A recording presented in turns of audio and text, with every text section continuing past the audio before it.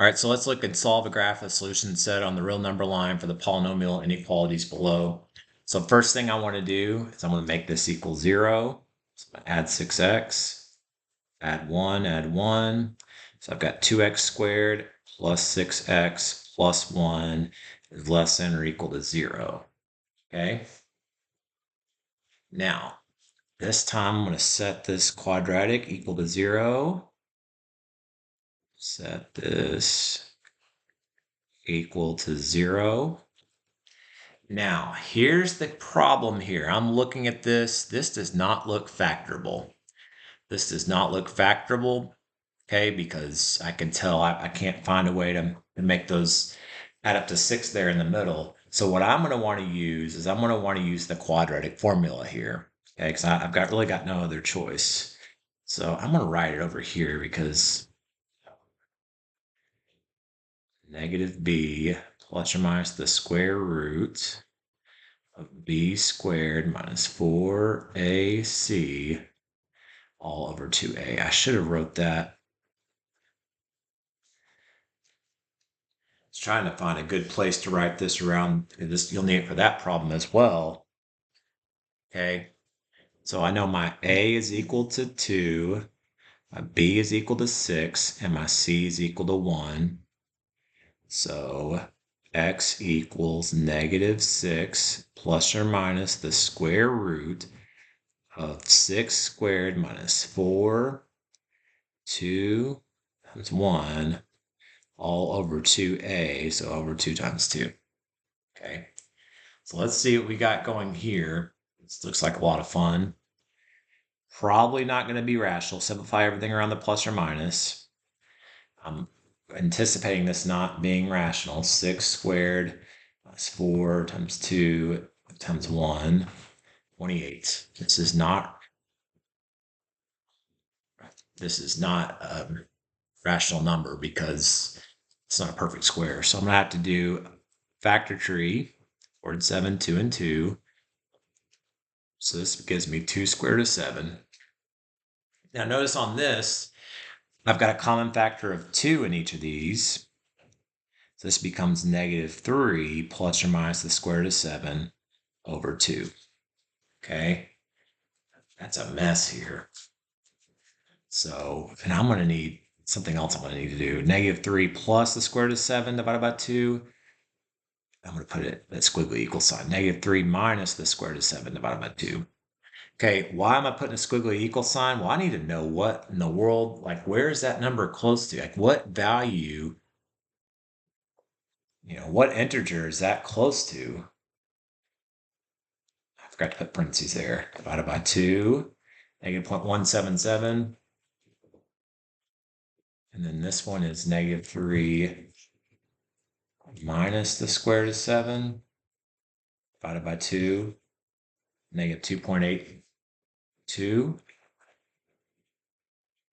Okay, so that gives me an idea whenever I'm making my number line where to put these values. I'm going to make my number line. Okay, so 0's there. Now I got negative 1, negative 2, negative 3. Let's put 1 there. So this one right here, negative 0.177, is right there. And that is my a negative 3 plus square root of 7 divided by 2. And then negative 2.82 is right here. So those are my two values. And so my first interval goes from negative infinity, and it stops here at this one. Negative 3 minus the square root of 7 divided by 2. Second interval, I don't know how I'm going to fit this in here, goes from this to this. Or I'm sorry, this to this. Negative 3 minus square root of 7 divided by 2 to negative 3 plus square root of 7 divided by 2. Then my last interval picks up at negative 3 plus square root of 7 divided by 2, and it goes to infinity. Okay, so I did not give myself enough room there. That's my fault.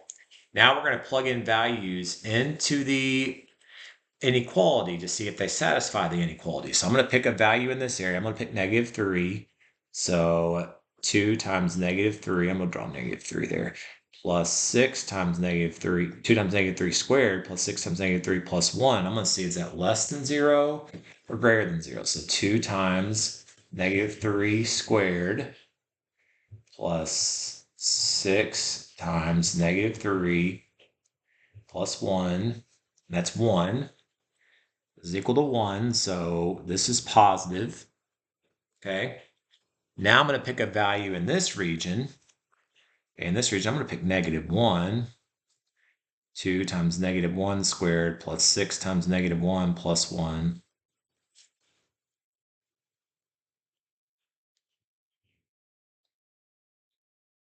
It gives me negative 3. So this is a negative in that region.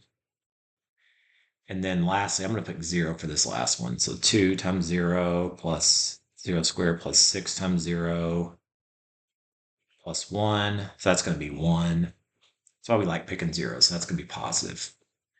This one's negative. That one's positive. That one's positive. So I need to know the region where it's less than or equal to 0. So when is it less than or equal to 0? Well, it's where the negative's at. So it would be in this region. Okay.